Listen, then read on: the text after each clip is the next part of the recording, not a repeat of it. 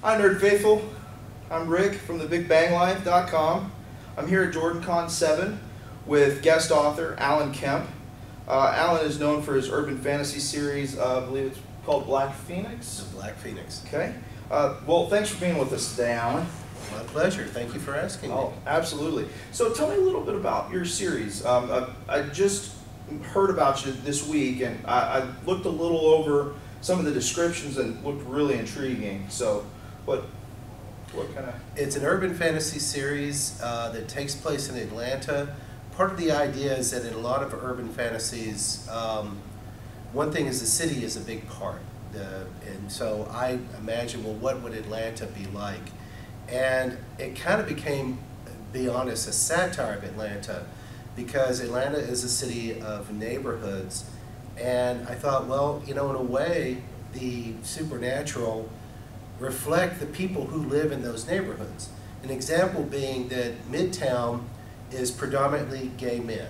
Well, what is a vampire but a well-dressed man with an oral fixation? So that was immediately, okay, there's the vampires. Well, what were werewolves? Well, werewolves were gangs who were violent but very dedicated to each other. So what's that but African-American gangs who live in the West End? So I thought, well, it couldn't just be that. They had to actually own the city. So it was the idea that they were now in charge, and humans like you and me, well, humans like me, were kind of the serfs to their lords. Oh, well, I was looking over the descriptions when I saw werewolves and vampires. That intrigued me, because I guess with urban fantasy sometimes you don't really, they sometimes touch on that, but it's like, does that make sense? I like the whole, it's almost like West Side Story, you know? That they don't get, my idea was, and I didn't want to get too far, so I kept with pretty much wizards, witches, vampires, and werewolves, because they're sort of a traditional. You know, we grew up with them. I grew up watching, you know, those kind of movies and loving them. And yeah, they don't get along. They shouldn't. Yeah. And if they do, it's for a short period of time, then it's all politics afterwards. So I really played off of that as well. Absolutely. So what kind of inspired you to start this particular genre? I had always liked vampires and werewolves, but I think it was the Sookie Stackhouse novels by Charlene Harris. I read hers, and that led me to read more, and to read more about urban fantasy. And I was just fascinated by the whole genre, and I thought, you know, I really want to do that. So I thought, well, you know, there's no law that says it can't. So I did. So what got you into writing in the first place? Was this particular series the first thing you ever wrote, or were there other previous writings that you had? No, I've always enjoyed storytelling. I did a cartoon strip when I was in college. I wrote for television for 20-something years. So I've always been looking for some way to tell stories. I think for the longest time I didn't write books because there's such a, I don't know, it's a challenge. You know, the idea of writing a book, it seems like, you know, it's got to be someone a lot smarter than me. But after reading some books like 50 Shades of Grey, I thought, oh no, it doesn't take people smarter than me. And finally I just said, well, let me write a book for me and not for anyone else, and just have fun.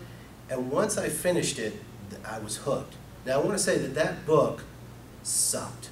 I mean, it was terrible. And I wrote another book, and it was better, and I wrote another book, and it was better. Black Phoenix is actually the 5th novel I've attempted. And by then I thought, when I finished it, I was like, okay, now you really have, this looks like a book. This reads like a book. I gave it to people to read, and they were like, well, you know, why is it, you know, this looks like anything I would pick up from the bookstore. So really it takes practice. And but getting that first one done, once that's out of the way, then, you know, you are hooked. You can't stop doing it. And is literature something that you do for a living? No. I do this mainly on the side. I do have a literary agent for work other than this. But no, I work in television. I write promotions. Okay, Awesome, awesome. We actually had one of our big band crew members, Travis, who's actually going to be editing this. Has probably gone through. Did you go to school for that at all? Or? No, I came in it completely from the back door. I have a BFA in graphic design, and I had a roommate who was working at public access television, and I was jealous. And I said, I want to do that. And I started volunteering at this place that used to be in Atlanta called the Video Music Channel. This is before MTV wiped out all the other channels. And after they went out, I got hired as a switcher, and I worked my way up to different jobs in television. So really, I got into television the same way I got into writing. It looked like fun. Yeah. It's like if there's something you can do all day and work your ass off and still say that's fun, then that kind of becomes your career. Yeah. So since you are emerging in literature right now, what kind of suggestions do you have for other potential up-and-coming authors that are maybe kind of trying to figure out how to work through the industry and try to get themselves on their feet, find an agent, have an editor, have a publisher? Well, first, finish the book. That seems to be the biggest challenge for a lot of writers, and don't be afraid of people telling you that it sucks, and then trying again till you get it to where it really is the best thing you can write. And then there are places online that you can check that will tell you what kind, whatever your genre that you chose. This is the agent that covers that genre, and you do your research. You find out, okay, this agent only looks at, if it's an agent who only looks at women's literature and is looking for the next chick-lit book, you don't send her a dark fantasy book. You look for the agent who's looking for that. And you just keep sending it out, and hopefully they'll start responding, if nothing else, to say, I liked it, but I didn't like this. Which doesn't mean send it to them again, it means fix it and send it to the next agent and see if they like it. And eventually, hopefully one will like what you wrote. Well, I just have one more question to ask you, and I saw this online and stuff, and I found it kind of interesting. You tend to wear a mask from what it looks like, and can you just tell me what the deal is with the mask? Well, Allan Kemp is not my real name. It's a pen name, and I came up with the idea of doing the pen name for a lot of different reasons that aren't worth going into here, but once I did, I thought, well, wait a minute. Allan Kemp can be anybody I want him to be. So I really started having fun. It's like, okay, he's going to wear a mask, he's going to have glasses and a pipe. So it's sort of the mix of the wrestler and the writer at the same time. And in the first book, I even did a whole thing about who is Allan Kemp, and came up with all these absurd things of who he was. And then I couldn't remember any of them, so he's morphed into me. But here's the sad part, I already had the mask. Because years ago at a TV station I worked for, we had a deal with a small wrestling group called Deep South Wrestling, and I think they're still in business. And the guy who ran it was an old wrestler, well known in the business, known as the Assassin. And I had the opportunity to work alone with the Assassin, and he was a masked wrestler when he worked.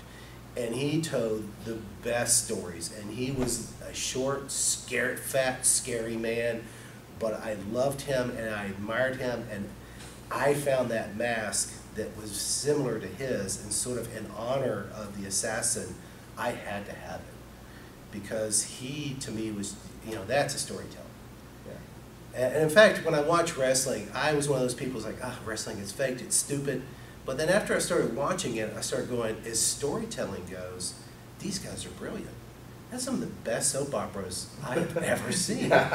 So I have nothing but admiration for wrestlers, and so that's why I felt like, but I wanted to be the kind of guy who wasn't a real wrestler, who was more of the academic wrestler. Yeah. Well, that's interesting. That's really awesome. Well, Allan, I just want to say thank you so much for taking the time to sit with me and letting me pick your brain. We'll definitely be sure to take a couple clips of your books for the end of this video. And I just want to thank you. I appreciate it. Thank you. And I'll look forward to seeing you at the rest of the con. Thank you very much. Thanks, Nerd Faithful. We'll see you later.